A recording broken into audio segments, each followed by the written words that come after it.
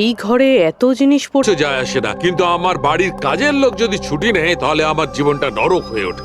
খুব লেট হয়ে গেছে। আরে ভাই, একে ল্যাবে যেতে দেরি হয়ে গেল, তার উপর আবার কে এলো?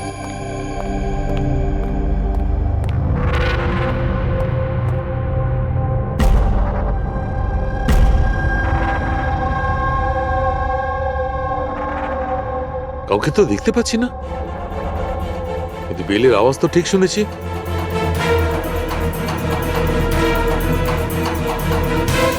চোখে কাউকে দেখা যাচ্ছে না, কিন্তু কানে শোনা গেল কোনো গন্ডগোল আছে।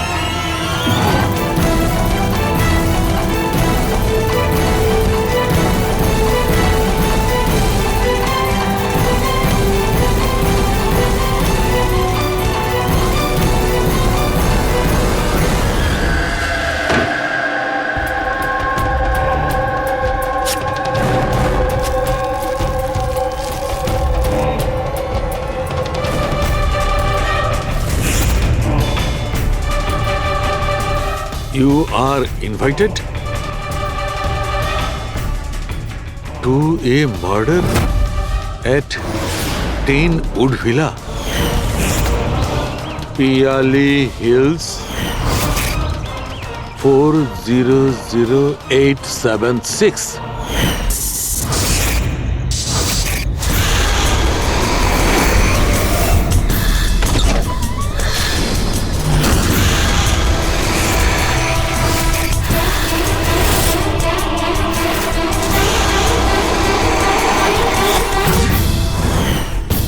Catch me if you can. এটা সত্যি না মিথ্যে?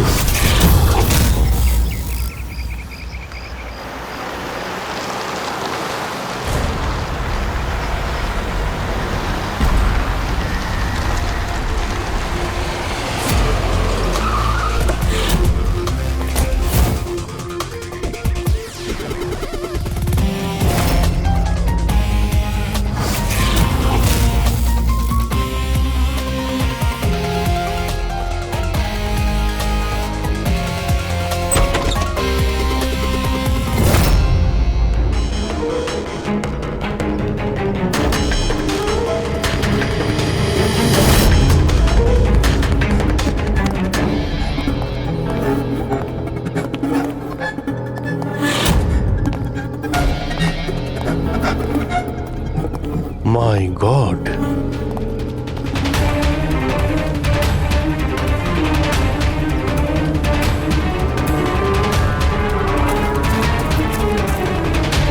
এখানে তো কেউ নেই, না গার্ড না বাংলোর মালিক। পঙ্কজ, আশেপাশে খোঁজ নিয়ে দেখো এই বাংলোর মালিককে। কোনো ইনফরমেশন পেলে আমাকে জানাও। কি নৃশংসভাবে খুন করেছে! সারা শরীর ছুরি দিয়ে ক্ষতবিক্ষত করেছে, তাতেও ওর আশ মিটল না। আঙুলগুলোও কেটে দিয়েছে। এত রক্ত তো এই লাশের শরীরের হতেই পারে না। মানে স্যার? মানেটা হচ্ছে এই পুরবি, যত রক্ত এই ঘরের মধ্যে ছড়িয়ে আছে, এত রক্ত তো একটা মানুষের শরীরে থাকেই না। কোনো কি আইডি পেলে কে এই মেয়েটা? না অভিজিৎ, কিচ্ছু পাইনি। স্যার, স্যার এই বাড়ির ওনার রাইনা, আরো আধ ঘন্টার মধ্যে আসছে। ওকে, ঠিক আছে। ততক্ষণ একটা কাজ করি, এখানে আমরা যা কিছু পাচ্ছি, এই ব্লাড, কোনো প্রমাণ, সব নিয়ে চলো, কোনো কিছু মিস না হয়। তাহলে জানা যাবে কি হয়েছিল এখানে।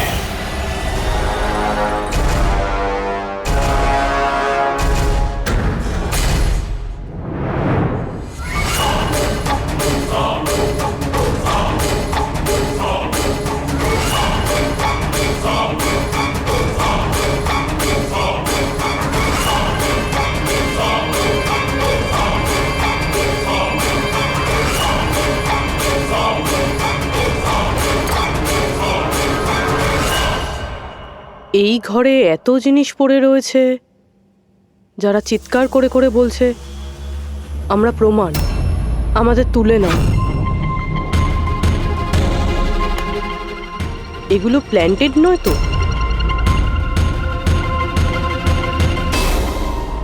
মানে খুনি আমাদের সাথে গেম খেলছে।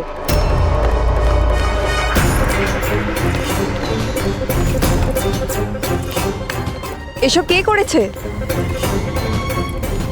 এসব কে করেছে? What is all this? অদ্ভুত তো স্যার, এ তো আমাদেরকে জিজ্ঞেস করছে কি করে হলো। এত নোংরা করে দিয়েছে, আপনারা পরিষ্কার করতে পারেননি? সে কি স্যার, পরিষ্কার করতে তো আমাদেরই বলছে। দুর্গন্ধ আসছে। এই আমার বাংলায় মহিলা কি করছে? ওই বীরজু, বীরজু কোথায়? বীরজু, বীরজু! লাশ থেকে মানুষ হয় অজ্ঞান হয়ে যায়, না হলে মাথা ঘুরে পড়ে যায়। এর তো কিছুই হলো না। বীরজু, বীরজু, বীরজু, এই বীরজু, বীরজু! আচ্ছা ম্যাডাম, আপনি এই বাংলোটাকে এরকম বেওয়ারিশ ফেলে রেখেছেন? এক্সকিউজ মি, এটা অন্য কারোর বাড়ি নয়, এই বাড়ির মালকিন আমি। এটা আমার পৈতৃক বাংলো। আচ্ছা, এটা যখন আপনারই বাংলো, তাহলে কোনো কেয়ারটেকার নেই কেন এখানে? অফকোর্স আছে, বীরজু, বাট এখন জানি না কোথায়। বীরজু! একটা মহিলার লাশ পড়ে আছে আপনার বাংলোতে, আর আপনি বলছেন জানেন না?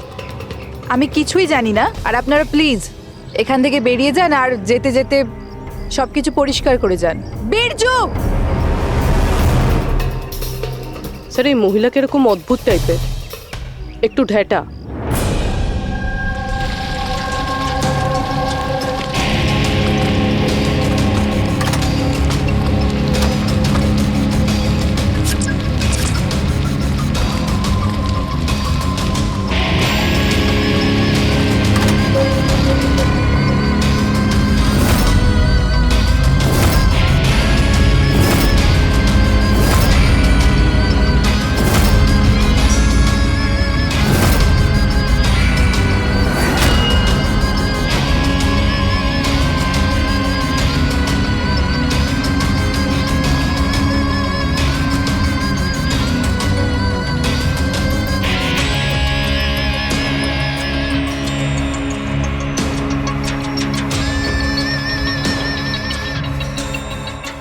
একটা কেস আর 18টা প্রমাণ, আর খুনি প্রমাণগুলো এমন ভাবে সাজিয়েছে যে কিছুই বলার নেই। কিন্তু স্যার, সমস্যা এটাই হলো যে এর মধ্যে কোনো প্রমাণই আমাদের কোনো কাজের নয়।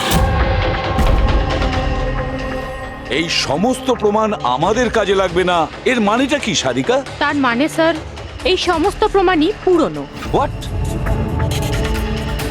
এই সমস্ত প্রমাণ পুরনো মানে কি মেয়েটাও পুরনো? ছাড়ো, কত পুরনো তুমি বলো। স্যার, 4 থেকে 10 বছরের পুরনো। এই সমস্ত প্রমাণ 4 থেকে 10 বছরের পুরনো, তার মানে এই মেয়েটাকে 10 বছর আগে খুন করা হয়েছে। আর কি পাওয়া গেছে প্রমাণ থেকে, সেগুলো বলো। এই সমস্ত প্রমাণগুলোতে 20 জন আলাদা মানুষের ডিএনএ পাওয়া গেছে।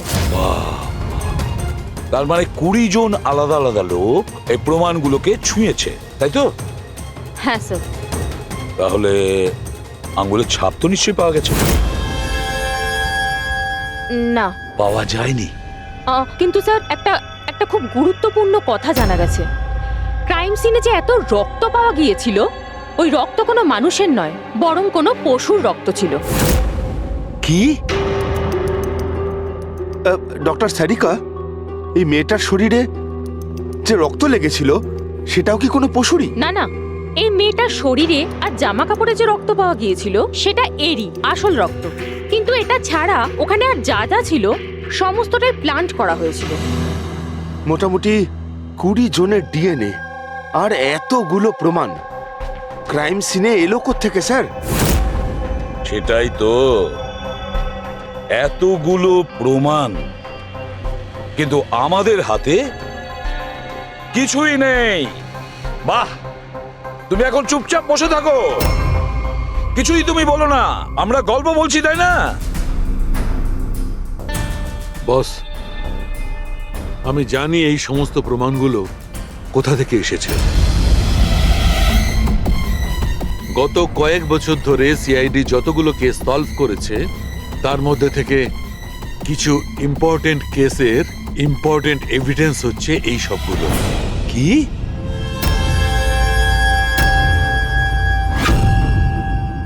স্যার আমি ওই মহিলা আর তার বাড়ির ব্যাকগ্রাউন্ড সম্পর্কে সব চেক করলাম।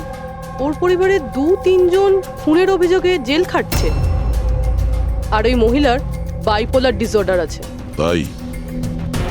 তাইও এই ধরনের ব্যবহার করছিল। আর ওই যে কেয়ারটেকার ছিল বীরজু, ওর কি খবর? স্যার ওনার ফোনের লাস্ট লোকেশন ওই বাংলোর বাইরেটাই দেখাচ্ছে, তারপর থেকে অফ রয়েছে, খোঁজার চেষ্টা চলছে। অদ্ভুত ব্যাপার, ওই বাংলোতে এত কিছু ঘটে গেল আর ওই বাংলোর মালকিন কিছু জানেই না, কেয়ারটেকার উধাও। আচ্ছা, ও আবার অসুস্থতার আড়ালে কোনো গেম খেলছে না তো? হতে পারে, নজর রাখতে হবে ওর উপরে। পঙ্কজ, যে মেয়েটা লাশ পাওয়া গেছে তার ব্যাপারে জানতে পারলে কিছু? স্যার সব পুলিশ স্টেশন, নিউজ পেপার আর নিউজ চ্যানেলে পাঠিয়ে দিয়েছি, কিছুক্ষণের মধ্যে জানতে পেরে যাবো স্যার। সালুকে আমাদের পুরনো কেসের প্রমাণগুলো ওখানে কি করে গেল? চুপ করে বসে থাকলে হবে না, আমার উত্তর চাই। তুমি ফরেনসিক সার্জন, তুমি এই ফরেনসিক ডিপার্টমেন্টের ইনচার্জ, নিজের দায়িত্ব এড়িয়ে যেতে পারো না। বস, ছাড়ো তো। আমি আমার দায়িত্বটা খুব ভালো করে কি জানি। করেছো দেখতেই পাচ্ছি। তাহলে এটা বলো, আমাদের পুরনো এভিডেন্স আমাদের রেকর্ড থেকে উধাও হলো কি করে? বস একটা কাজ করছি, রেকর্ড রুমে গিয়ে ওখানে জিজ্ঞাসাবাদ করি, জানতে পারা যাবে বস ওখানে কি গন্ডগোল হয়েছে। প্লিজ। এতগুলো প্রমাণ কিভাবে উধাও হলো আপনারা জানতেন না? প্রমাণগুলো কত ইম্পর্টেন্ট। তাহলে আপনারা থাকা সত্ত্বেও এই চুরি হলো কি করে? কিভাবে প্রমাণগুলো উধাও হলো? স্যার আমার উপস্থিতিতে চুরি হয়নি স্যার। তাহলে চুরি কবে হয়েছে? স্যার এই চুরি হয়তো রাত্রে হয়েছে, কেননা আমরা তো রাত্রে থাকি না, তাই না? এই জন্য চুরি হয়েছে। আর আপনি, আপনার কি বক্তব্য শুনি? স্যার আমি ডাক্তারবাবুকে কতবার বলেছি যে লকগুলো ঠিক করিয়ে নিতে, দরজা জানলা ঠিক করে নিতে, সিসিটিভি ক্যামেরা লাগিয়ে নিতে, কিন্তু ডাক্তারবাবু আমাদের কথা শোনেনি না। তাছাড়া আর কি? আর কি? স্যার ও জানি না কাদের নিয়ে মাঝে মাঝে চলে আসেন আর বলেন যে পুরনো এভিডেন্স দেখার আছে। জানি না কাদের নিয়ে মাঝে মাঝে চলে আসেন আর বলেন যে পুরনো এভিডেন্স দেখার আছে। ও কাকে এনেছিল? গত 3 মাস আগে কাউকে নিয়ে এসেছিলেন আর বলেছিলেন ক্রাইম জার্নালিস্ট ইনি পুরনো এভিডেন্স দেখতে চান। বস ও একজন জার্নালিস্ট ছিল, ফরেনসিকের উপর একটা আর্টিকেল লিখতে চাইছিল, আমাকে রিকোয়েস্ট করলো আর আমি পারমিশন দিয়ে দিলাম। দেখো সালুকে, তুমি খুব ভালো করেই জানো যে এখানে বাইরের লোকের ঢোকার অনুমতি নেই, আর তুমি জার্নালিস্টকে এনেছিলে। স্যার আগের মাসেও স্যার কলেজের স্টুডেন্টকে এনেছিলেন, ওকেও পুরনো তথ্য দেখাচ্ছিলেন। হতে পারে যে তাদের মধ্যেই কেউ চুরি করেছে। না বস, এটা হতে পারে না, ওরা তো ফরেনসিক স্টুডেন্ট ছিল, ওরা আমার কাছে এসে পারমিশন চাইছিল, স্যার আমরা স্টাডি করতে চাই, কিছু প্র্যাকটিক্যাল করতে চাই, আমরা কিছু শিখতে চাই, প্লিজ আমাদের পারমিশন দিন। তাই ওদের পারমিশন দিয়ে দিই বস। আমার যথেষ্ট রেসপন্সিবিলিটি আছে, আফটার অল এটা তো আমার অধিকারও বটে। দেখো সালুকে, সিআইডি কে কলঙ্কিত করার তোমার কোনো অধিকার নেই, বুঝেছ? আর তাছাড়া ফরেনসিক শেখানোর জন্য এখানে কোনো কলেজ খোলা হয়নি। তুমি এখানে স্টুডেন্টদের আনলে কি করে? কার পারমিশন নিয়েছিলে? দেখো সালুকে, একটা কথা মনে রেখো, এই রেকর্ড রুমে চাইলেই কাউকে আনা যায় না। না আমি আনতে পারি, না তুমি আনতে পারো, না এ আনতে পারে, সে কোনো পরিবারের হোক বা কোনো বন্ধু হোক। আরে ভাই। হ্যাঁ অভিজিৎ। হ্যাঁ স্যার, যে মেয়েটা খুন হয়েছে তার নাম হলো টিনা, আর উনি ওই মেয়েটার বাবা। Doctor Nirav sir, head of forensic, Chennai. Doctor Nirav? Nirav Nirav আরে শালুকে আমার মেয়েকে মেরে দিয়েছে। কন্ট্রোল স্যার, সব জানা যাবে। স্যার ওনাকে আপনি চেনেন? হ্যাঁ অভিজিৎ, একটা সময় ছিল যখন আমি আর নীরব একসঙ্গে কাজ করতাম। নীরব, 1 মিনিট বস। কি কি এই দেখো ভাই, আমার সন্দেহটা একদম ঠিক ছিল, এতে টক্সিড আছে। আচ্ছা ডক্টর, শেষ কবে নাগাদ আপনার আপনার মেয়ে টিনার সঙ্গে কথা হয়েছিল? কবে দেখা হয়েছিল? আসলে ও কলেজের হস্টেলে থাকতো, 2 দিন আগেই হারিয়ে। নীরব, নীরব শান্ত হও নীরব। যেই হোক ঠিক খুঁজে বার করব। আমি খুঁজে বার করব নীরব, আমি খুঁজে বার করব কে করেছে। না শালুকে, তুমি খোঁজ নেবে না। আমি খুঁজবো না মানে? মানে তুমি এই কেসে কোনো কাজ করবে না।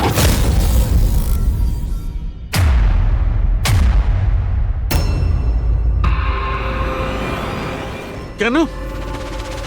কারণ তোমার গাফিলতির জন্য ফরেনসিক রেকর্ড রুম থেকে প্রমাণ চুরি হয়ে গেছে। শালুকে, ইউ আর সাসপেন্ডেড যতক্ষণ না কেস সলভ হচ্ছে।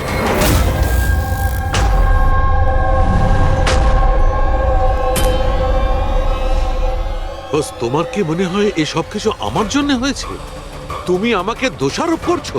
দোষারোপ করছি না শালুকে, এটাই বাস্তব, আর সেটা তুমি খুব ভালো করে জানো। যদি না তোমার বন্ধু জার্নালিস্টকে ফরেনসিক রেকর্ড রুমে নিয়ে যেতে, না ওই স্টুডেন্টদের নিয়ে যেতে যাদের জন্য এই ঘটনা ঘটেছে, সেই জন্য তোমাকে সাসপেন্ড করতে হলো।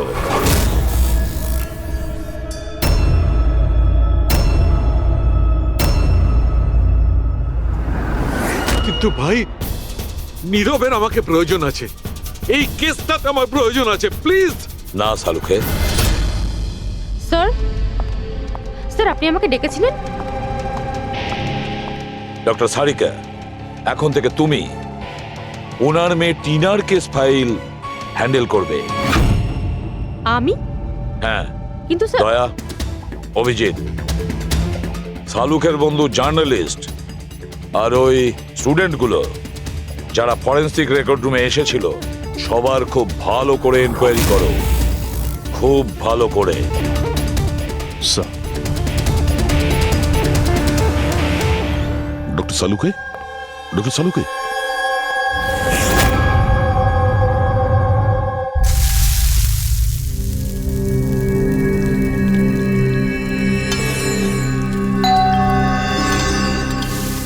ওই এসে হাজির হয়েছে ওরা দুজন, দয়া আর অভিজিৎ, আমার কাটা খাই নুনের ছিটে দিতে। আমি জানি ওরা কি বলবে, স্যার কিচ্ছু হবে না, আপনার উপর আমাদের পুরো বিশ্বাস আছে, সব ঠিক হয়ে যাবে, ছাই ঠিক হয়ে যাবে। প্রথমে অপমান করে বাইরে বার করে দেবে, তারপর এদের দুজনকে পাঠাবে মলম লাগাতে। যাও যাও, ওকে একটু সান্ত্বনা দিয়ে এসো। That?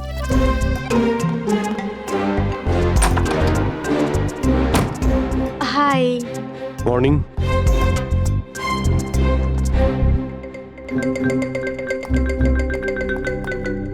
আরে কেন টেনশন নিচ্ছেন স্যার, সব ঠিক হয়ে যাবে।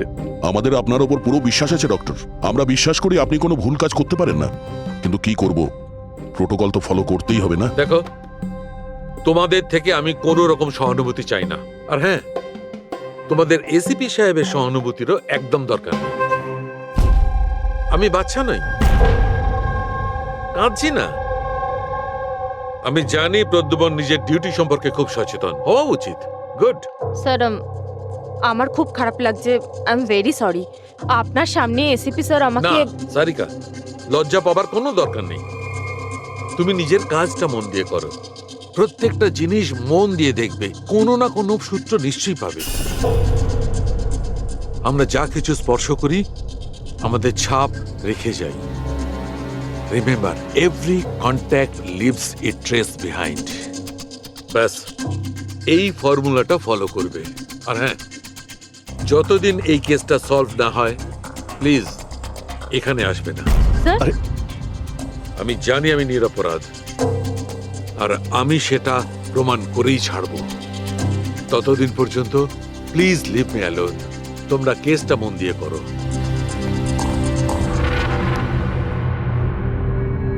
মাথা খুব গরম হয়ে আছে। স্যার, খুব খিদে পেয়েছে। আজকে কি রান্না করেছেন?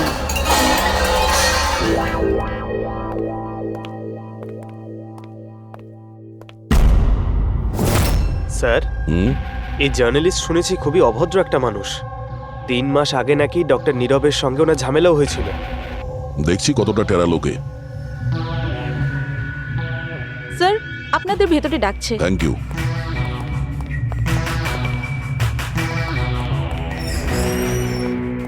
আরে বাহ, ভাগ্য আমার, আজ তো সিআইডি টিমের সিনিয়র অফিসার দয়ার সঙ্গে আমার দেখা হয়েই গেল। আরে বসুন বসুন। আমরা এখানে বসতে আসিনি। আরে এত রাগের কি আছে মশাই? আচ্ছা ছাড়ুন চাকে।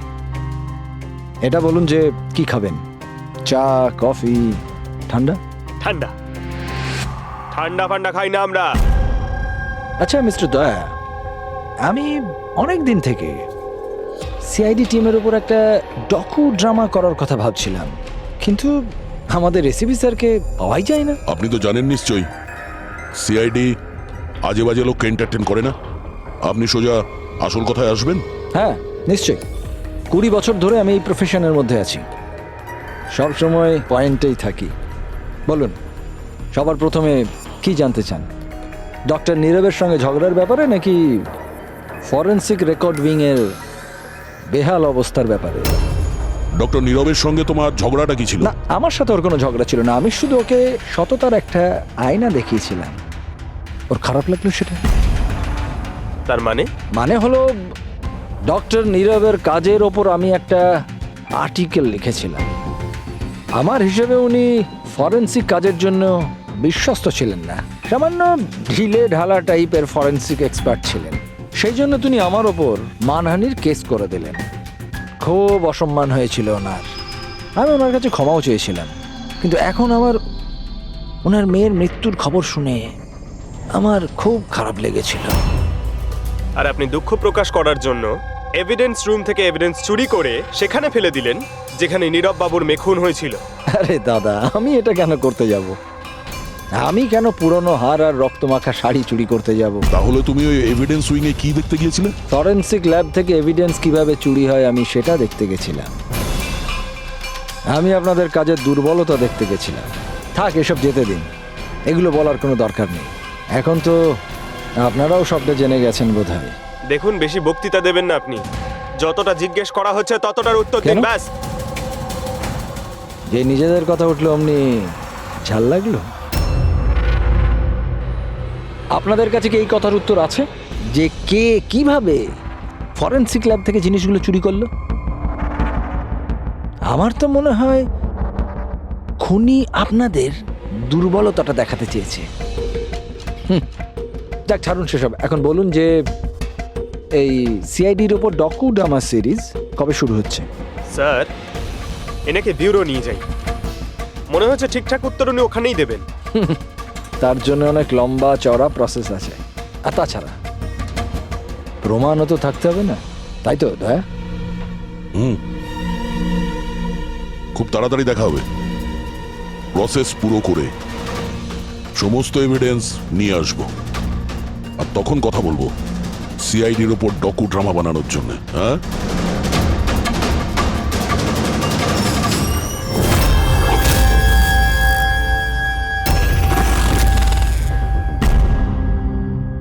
ডক্টর নারায়ণী, ইয়েস, হ্যাঁ বলুন। আমরা সিআইডি থেকে একটা কেসের ব্যাপারে আপনার সাথে কথা বলতে চাই। নিশ্চয়ই বলুন। যে স্টুডেন্টগুলো গত মাসে ফরেন্সিক রেকর্ড রুম দেখতে গিয়েছিল তারা প্রত্যেকেই চুরি আর খুনের দায়ে সাসপেক্ট। হোয়াট? অফিসার, আপনার নিশ্চয়ই কোথাও ভুল হচ্ছে। আমাদের স্টুডেন্ট কখনো এরকম করতে পারে না। আমরাও সেটা আশা করি যে ওরা কিছু করেনি, কিন্তু খুন তো হয়েছে আর ওরা প্রত্যেকেই অভিযুক্ত। দেখুন, আমাদের বাচ্চারা শুধুমাত্র এডুকেশন ট্যুরের জন্য গেছিল, আর আপনারা ওদের সন্দেহ করছেন? আমাদের কাজ হচ্ছে কেসটা সলভ করা আর অপরাধীকে উপযুক্ত শাস্তি দেওয়া।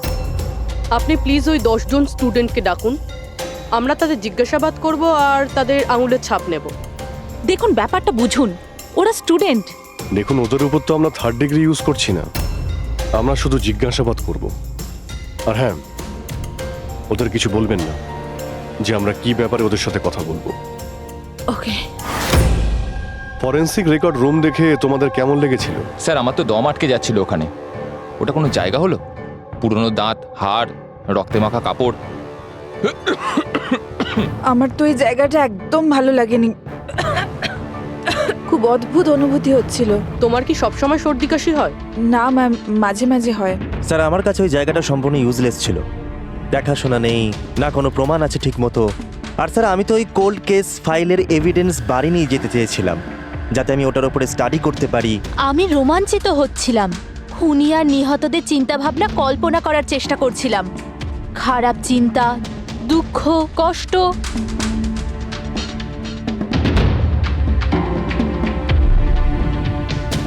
স্যার এখানে তো 9 জন রয়েছে, একজন নেই। হ্যাঁ, আজকে একজন স্টুডেন্ট অ্যাবসেন্ট আছে, ওর শরীর ঠিক নেই। সে কে? কি নাম তার? সারিকা। সারিকা? ওর ব্যাপারে পুরো ডিটেলসটা চাই। হ্যাঁ সারিকা, কিছু কি পাওয়া গেল? দেখো আমাদের হাতে কিন্তু সময় নেই। স্যার আমি বারবার চেষ্টা করছি যদি কোনো প্রমাণ হাতে পেয়ে যাই, যাতে সালু খেসার যে নির্দোষ এটা প্রমাণিত হয়। যাই হোক না কেন, কিছু না কিছু তো ঘটেছে। যারা সালুখেকে ফাঁসানোর চেষ্টা করেছে, কে হতে পারে আর কেনই বা সে করছে? স্যার আপনি এটা জানেন, তবুও সালু খেসারকে বের করে দিলেন। সারিকা, আমি সেটাই করেছি যেটা আইনত।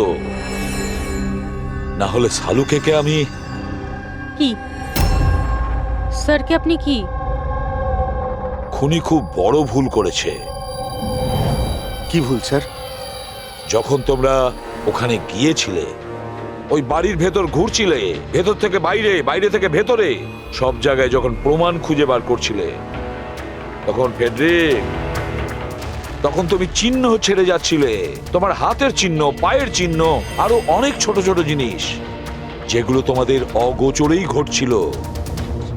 আর খুনি ঠিক একইভাবে ওখানে তার চিহ্ন ছেড়ে গেছে, এমন চিহ্ন যেগুলো আমরা ট্রেস করতে পারি। ট্রেসেবল চিহ্ন? সারিকা, আমরা যা কিছু স্পর্শ করি আমাদের ছাপ রেখে যাই। রিমেম্বার, এভরি কন্ট্যাক্ট লিভস এ ট্রেস বিহাইন্ড। স্যার আমাকে হিন্ট দিয়েছিলেন, কিন্তু আমি বুঝতে পারিনি কেন।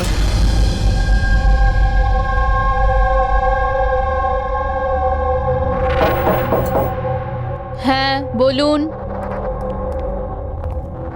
সারিকা কোথায়? আপনারা? সিআইডি। আপনি কে? স্যার আমার নাম রূপালী। আর সারিকা? স্যার ও তো এখানে নেই, কালকেই চলে গেছে। কোথায় গেছে? ম্যাম ও নিজের বাড়ি চলে গেছে। কালকেও এলো, তারপর তাড়াহুড়ো করে নিজের ব্যাগ প্যাক করলো, আর খুব তাড়াহুড়োতে ছিল তাই নিজের ফোনটাও ফেলে গেছে। কোনো কারণ কি বললো এত তাড়াহুড়ো করে বাড়ি যাওয়ার জন্য? হ্যাঁ স্যার, ও বলছিল যে ওর বাড়ির কোনো লোক অসুস্থ আছে। কি? স্যার ফরেন্সিক সেন্টার থেকে জানতে পারলাম সারিকা অসুস্থ, আর এ বলছে যে ওর বাড়ির কেউ অসুস্থ। কিছু তো একটা ব্যাপার আছে। আচ্ছা রূপালী, এই সারিকার বাড়ি কোথায়? স্যার কানপুর। কানপুর? আর তোমরা একসঙ্গেই থাকতে? হ্যাঁ স্যার, আমরা রুমমেটস ছিলাম। আচ্ছা, তোমরা কতদিন একসাথে রয়েছো? এই হবে 8-9 মাস। 8-9 মাস ধরে তো একে অপরের ব্যাপারে নিশ্চয়ই ভালোই জানবে। কি কেমন মেয়ে ছিল সারিকা, কিছু বলতে পারবে তুমি? স্যার ও তো খুব ভালো মেয়ে ছিল। ইনফ্যাক্ট ও নিজের কাজ নিয়েই ব্যস্ত থাকতো, মানে ফরেন্সিক ইনস্টিটিউট যাওয়া, ওখান থেকে ফিরে আসা, এইসব নিয়েই থাকতো। Forensic centre? তো ও কি ওখানকার কোনো কথা তোমাকে বলেছিল? হ্যাঁ, ফরেন্সিক ইনস্টিটিউটের ব্যাপারে কিছু কিছু কথা আমাকে বলতো। যেমন এই কিছুদিন আগেও আমাকে বলছিল যে, তুই জানিস রূপালী, প্রমাণ ট্রেস করে যে কাউকে ফাঁসানো যেতে পারে। রিয়েলি? কিন্তু এটা কিভাবে হতে পারে? আরে বোকা, সব কিছু হতে পারে। আমি সব করতে পারি। যে কোনো কেসকে পাল্টে দেওয়া যায় শুধুমাত্র প্রমাণের ওপর ভিত্তি করে। এবার দেখ আমি কিভাবে সবার মাথা ঘুরিয়ে দিতে পারি। স্যার, টিনা আর ডক্টর সালুঙ্কের কেসেও তো তাই ঘটেছে। আর এই সারিকাও কেটে পড়েছেন। ওকে তাড়াতাড়ি খুঁজে বের করতে হবে।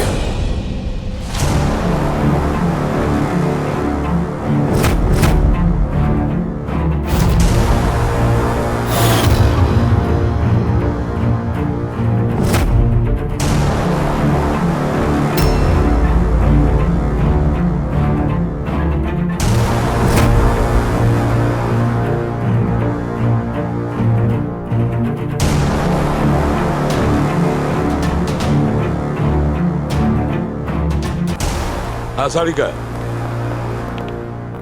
স্যার, খুনি যেই হোক না কেন, যে এতগুলো প্রমাণ চুরি করেছে আর ক্রাইম সিনে প্লান্ট করেছে, এটা করার সময় ও নিশ্চয়ই জিনিসগুলোকে ছুঁয়েছে। কিন্তু ডক্টর সারিকা, আপনিই তো বলেছিলেন যে কোনো আঙুলের ছাপই পাওয়া যায়নি, তাহলে এই জিনিসগুলো ধরলো কি করে? আঙুলের তো কোনো ছাপ পাওয়া যায়নি, কিন্তু আমি এটা বলার চেষ্টা করছি যে এত প্রমাণও চুরি করেছিল আর ক্রাইম সিনে প্লান্ট করেছিল। এখন এত পরিশ্রম করার পর ওর একটু তো ঘাম হয়েই ছিল। মানে sweat analysis. Exactly, sweat analysis করেছি। আর ওই প্রসিডিওরে আমি একটা ডিএনএ পেয়েছি। এই দেখুন, এই ডিএনএ থেকে আমি এটাই জানতে পেরেছি যে এই লোকটার একটা বিশেষ ধরনের রোগ আছে, সিস্টিক ফাইব্রোসিস। এটা কি ধরনের অসুখ? এটা একটা জেনেটিক রোগ পুরবি। এই রোগটার থেকে মানুষের বডি অর্গানস যেমন কিডনি, লাংস, প্যানক্রিয়াস, ইন্টেস্টাইন সব ড্যামেজ হতে থাকে। কিন্তু ডক্টর সারিকা, এই রোগটা চেনা যায় কিভাবে? মানে কোনো সিমটমস তো আছে? সিমটমস আছে। যদি এই রোগটা অনেক বছর ধরে থাকে তাহলে সেই মানুষটার গ্রোথ পুয়ার হয়ে যায়, ফ্যাটি স্টুলস হতে থাকে, শ্বাস নিতে প্রবলেম হয়, খুব কাশি হয়, ইনফ্যাক্ট সাইনাস ইনফেকশন হতে পারে। শ্বাস নিতে কষ্ট আর কাশি। আচ্ছা, তার মানে এরকম পেশেন্টদের নিশ্চয়ই হসপিটালে বারবার যাতায়াত করতে হয়। কনস্ট্যান্ট মনিটরিং এর দরকার হয়। ব্যাস, তাহলে অভিজিৎ, শহরে যতগুলো হসপিটাল আছে সেখানে গিয়ে খোঁজ নাও এই ধরনের রুগী কজন আছে, আর তাদের মধ্যে কি এমন কোনো পেশেন্ট আছে যার আমাদের এই কেসের সঙ্গে কোনো সম্পর্ক আছে।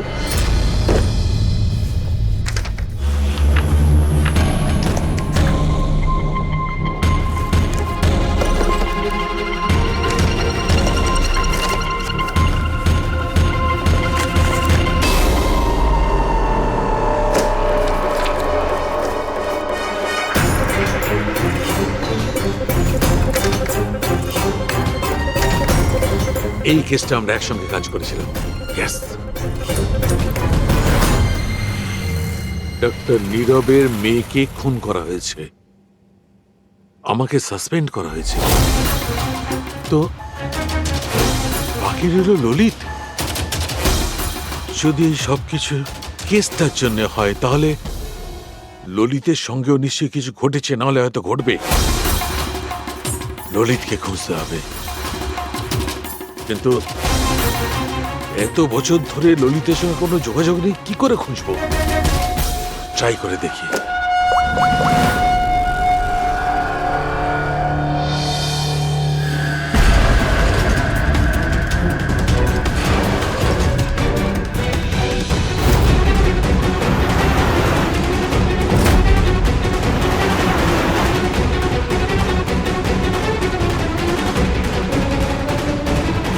আর ইউ শিওর এটা ওনার ছবি?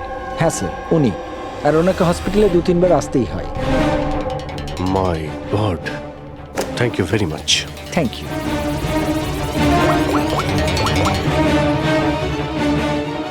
দয়া, খুনির ব্যাপারে জানতে পেরেছি। কি? ডক্টর ললিত মারা গেছেন 5 বছর আগে? হ্যাঁ স্যার, আপনারা মেয়ের সাথে দেখা করতে পারেন। কোথায় ওর মেয়ে? আমি কথা বলতে পারি? সে তো মুম্বাইতে আছে স্যার, সারিকা নাম ওর। সারিকা? হ্যাঁ sir. Okay, thank you. Sarika মুম্বাইতে।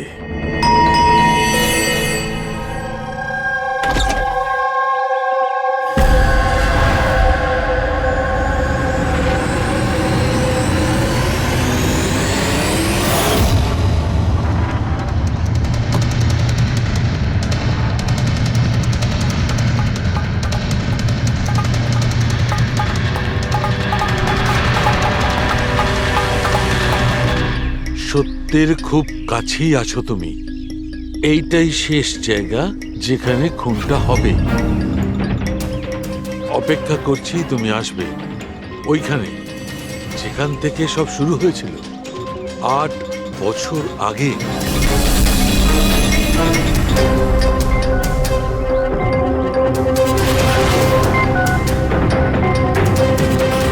আট বছর আগে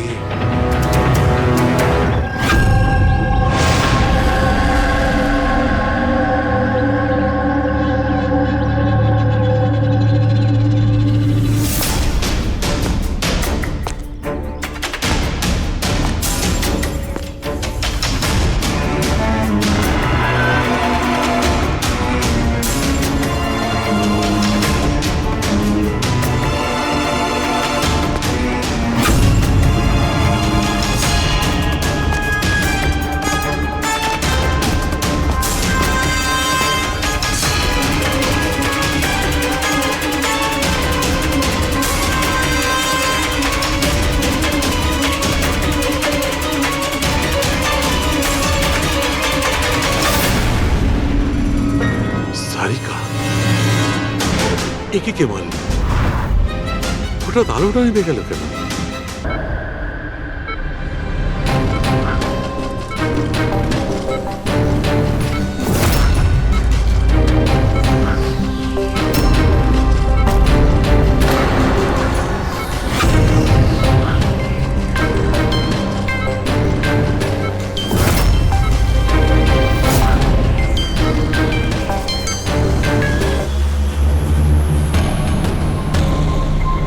স্যার সালুনকা স্যারের ফোন তো বাজছে, কিন্তু উনি ফোনটা ধরছেন না। উনি আবার বিপদে পড়েননি তো? ডক্টর সালুকের ফোনের লোকেশন এক্ষুনি ট্র্যাক করো, দেখো কোথায় আছে। আর এই খুনিরও।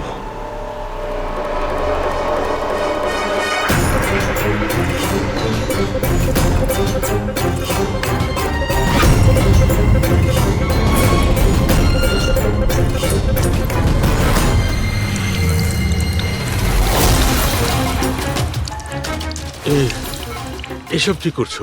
তোমার মৃত্যু আস্তে আস্তে আর খুবই কষ্টদায়ক।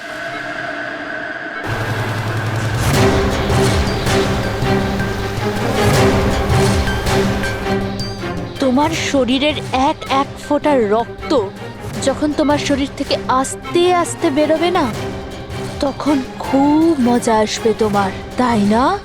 কিন্তু তুমি এসব কেন করছো? নিজের বাবার মৃত্যুর প্রতিশোধ নিচ্ছি। আরে খুনি হচ্ছ তোমরা তিনজন। তোমার বাবা রঘু? হ্যাঁ, রঘু, যাকে তুমি ডক্টর ললিত আর ডক্টর নীরব মিলে মেরে ফেলেছো। আর তোমাদের জন্য আজ আমার বাবা আমার সাথে নেই। মেরে ফেলেছি? আমরা? কিভাবে? প্রমাণ জোগাড় করে মেরে ফেলেছো। তোমরা প্রমাণ জোগাড় করে আমার বাবাকে ফাঁসির শাস্তি দেয়া করিয়েছো। দেখো দেখো, প্রমাণ জোগাড় করা, শাস্তি দেওয়া, এটা ফরেন্সিকের কাজ। কাজ এটা? নিশ্চয়ই নিশ্চয়ই এটা তোমাদের কাজ, কিন্তু তোমরা আমার ব্যাপারে তো ভাবোনি না। ওই মেয়েটার ব্যাপারে যার থেকে যার বাবাকে ছিনিয়ে নিয়েছো। আমার বাবার মৃত্যুর পরে আমি ডিপ্রেসড হয়ে গিয়েছিলাম। আর এই সব থেকে বেরোনোর পরে আমি ভেবে নিয়েছিলাম, ঠিক করে নিয়েছিলাম যে আমি তোমাদের তিনজনকেই এই মৃত্যুর শাস্তি দিয়ে তারপরেই ছাড়বো। আর এই জন্যই তুমি টিনাকে মেরে ফেলেছো? হ্যাঁ, মেরে ফেলেছি আমি ওকে, কারণ আমি জানতাম ডক্টর ললিত 5 বছর আগেই মরে গেছে। আর পড়ে রইল তুমি আর ডক্টর নীরবের প্রশ্ন। তো আমি জানতাম যে ডক্টর নীরব নিজের মেয়ে টিনাকে খুব বেশি ভালোবাসে। টিনার মরে যাওয়ার পর ও নিজেই নিজেকে মেরে ফেলবে। আর তুমি, আর পড়ে রইল তোমার প্রশ্ন, তুমি তোমার ফরেনসিক অফিসকে খুব ভালোবাসো। যখন ওখান থেকে তোমাকে ধাক্কা মেরে অপমান করে বার করে দেবে, তখন তো তুমি নিজেকেই নিজে মেরে ফেলবে।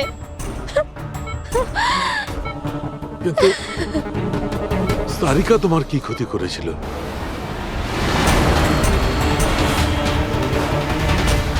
সারিকা? ওকে তো মরতেই হতো। ও ললিতের মেয়ে ছিল যে। আর ফরেন্সিকে কাজ করতো। আর আমার কাজে তো ও আসতোই, ওর সাহায্যে আমি ফরেন্সিক অফিসার সব প্রমাণ জোগাড় করেছিলাম। তোমার ফরেন্সিক অফিস তোমার বিরুদ্ধে? এই দেখো ডক্টর সালুকে, হয়ে গেল আমার বদলা পূরণ। আর যতক্ষণে সিআইডি এখানে আসবে ততক্ষণে তুমি ওপরে। Good bye doctor সালুকে।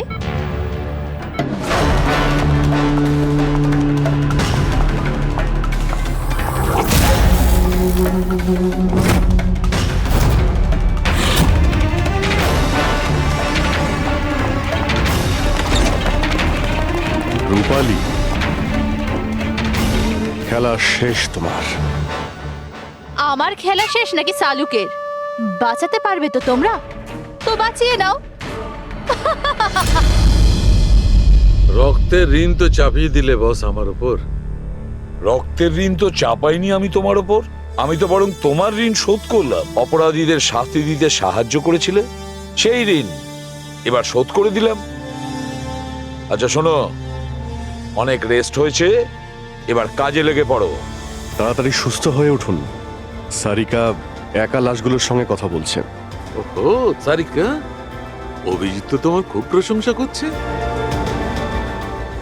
দেখো ভাই, এখন এক সপ্তাহ তো আমি এখান থেকে নড়ছি না বস। এক কাজ করো না, ততদিন সারিকাকে দিয়ে কাজটা করিয়ে নাও। ঠিক আছে, তাহলে বিশ্রাম নিন। Silence please. হ্যাঁ সালুকে, হ্যাঁ। সাইলেন্ট, চুপ। এই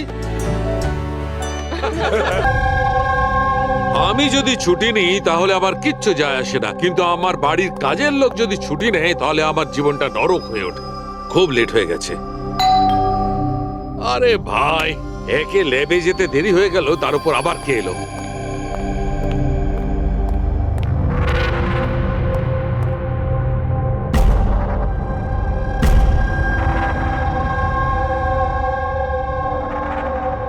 কাউকে তো দেখতে পাচ্ছি না। বেলের আওয়াজ তো ঠিক শুনেছি।